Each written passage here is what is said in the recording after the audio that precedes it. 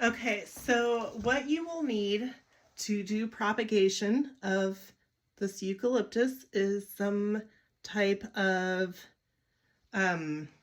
take rooting hormone powder.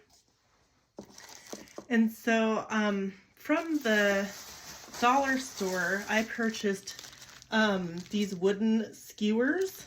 And this is what I'm going to be using to make my holes in the soil. So when you are propagating the eucalyptus, this is what it looks like before. With all the leaves, you take about 4 to 6 inch cuttings, and I stripped all the leaves off of this. And then what you'll do is you will dip it. I need to get some more, I'm running low. You will dip it into the rooting hormone and swirl it around good, making sure that where all those little leaves were that you took off, that you get some of this rooting hormone on it. And then you will gently tap the excess off back into your container. And when you place it into your soil, you don't want to have your soil completely packed down. You're going to take a chopstick or a pen or something and make a hole. And the reason you make the hole, because if you push your plant down in the soil, it may push all the rooting hormone off. So what you want to do is you want to pre-make your hole so that way you're not brushing all that rooting hormone off. And then you lightly press, kind of reducing the air pockets around. You don't make it real firm and tight, and that's how you put it in there. And then here's another one that I stripped the leaves off. Again, I'm going to take it and I'm going to swirl it around in my rooting hormone, tap off the excess, and I'm going to make another circle with my stick and stick it in there and lightly pack around it, getting rid of the air holes, and also so that the soil is going towards the stem, so that way it'll promote root growth. Okay, and so when you're looking at your cuttings, you may not do as many as I'm doing. You don't want any of the leaves touching each other, and some of the bigger leaves, I left 2 leaves at the top of each cutting. You don't want to leave any more than that, so that way that the stem can focus on root growth. And so when a leaf is bigger, I will cut it in half and cut half of that leaf off. Again, just to make sure that it gets more focus onto growing its roots. And you don't want any of your cuttings that you place to be touching. And so I'm just cutting some of the bigger leaves again in half. And I'm doing a lot. So when you are doing propagation, you want to do more. So say you wanted 2 plants, I would probably go for 6 to 10 cuttings that you're going to try to root, because sometimes they don't all they don't all root. So there's that, and I'll show you this 4 to 6 inches about-ish, and I just kind of take my fingernail and push it underneath and take it off. So that is leaving a little area where the roots would potentially grow out of this cutting. And so I'm trying to do a bunch of them, so hopefully I will get enough. These can grow quite large and can be used for various things.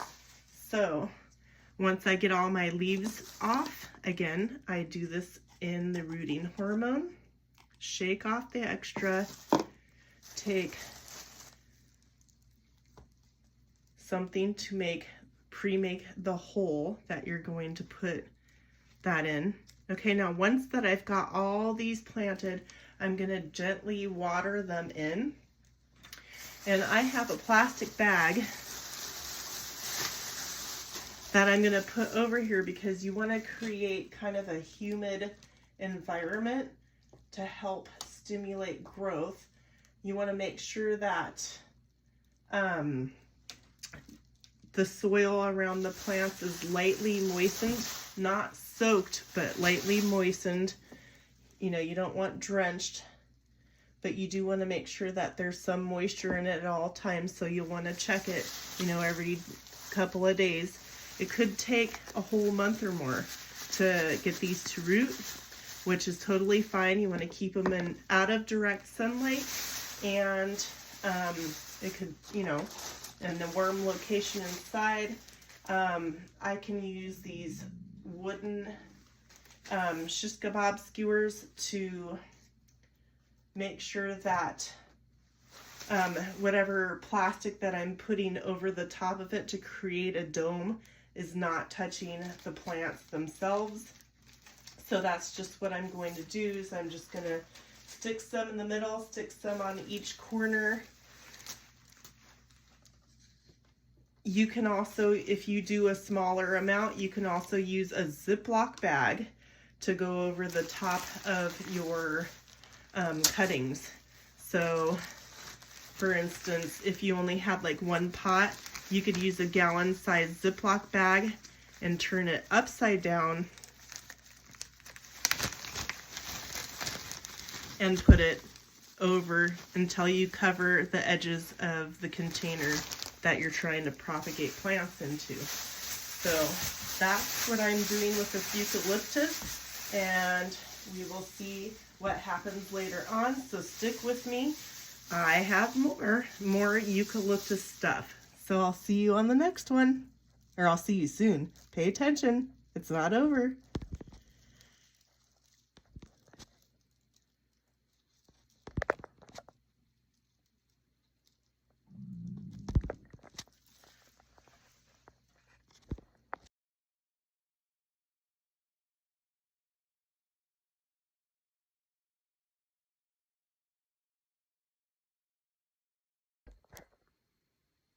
Okay, so I wanted to read a little bit to you. Remember to do your own research. The eucalyptus can be aromatic, ornamental, cosmetic, or for a craft. So I wanted to share with you. So sometimes people may or may not use eucalyptus to help open up their airways and passageways, like for a chest cold or assortment of things. You can also make rubs and stuff like that. You can boil the leaves in water and breathe the fumes in to break up decongestion. Like I said, sorry. Make sure that you get all the research done, and you make sure that that is okay for your type of situation. So another way, besides boiling the eucalyptus leaves in water, is you can tie a string, and I've got all cotton string. You can do this to dry the leaves out, hanging them like this, or you can hang them in your shower. And if you do a steamy shower, steam will steam the eucalyptus leaves and also may help to break up congestion.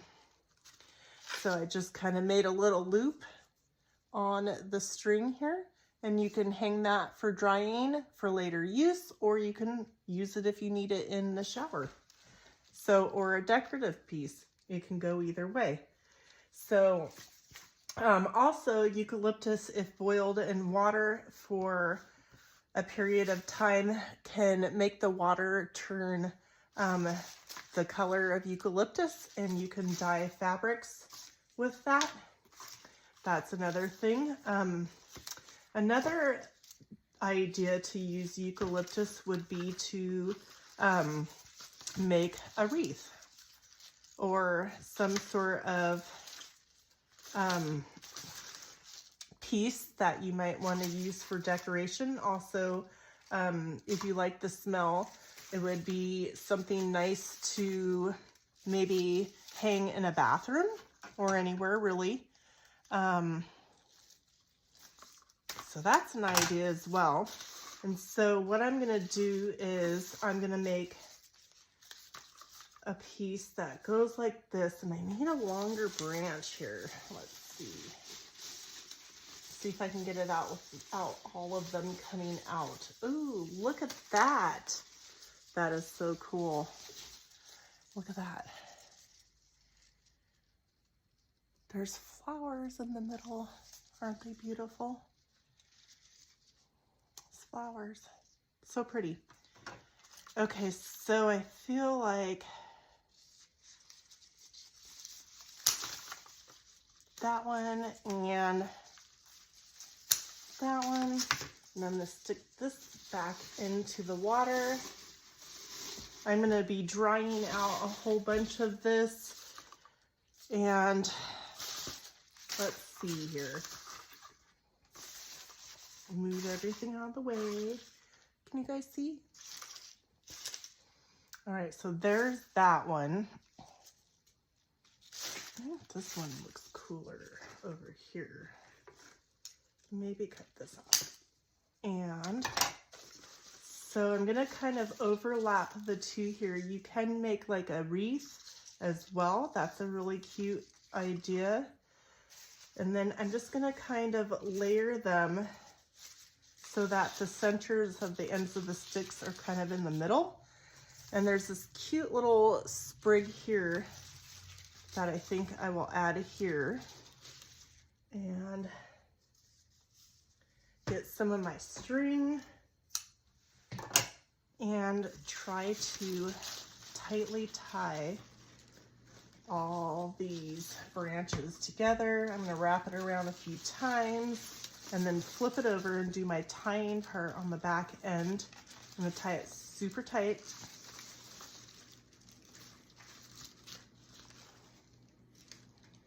And double knot it.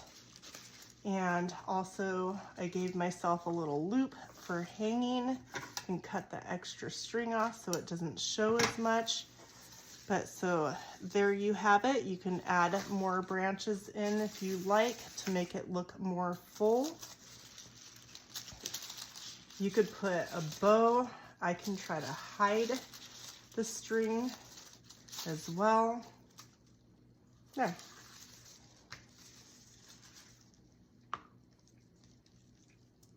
So there you are, a masterpiece.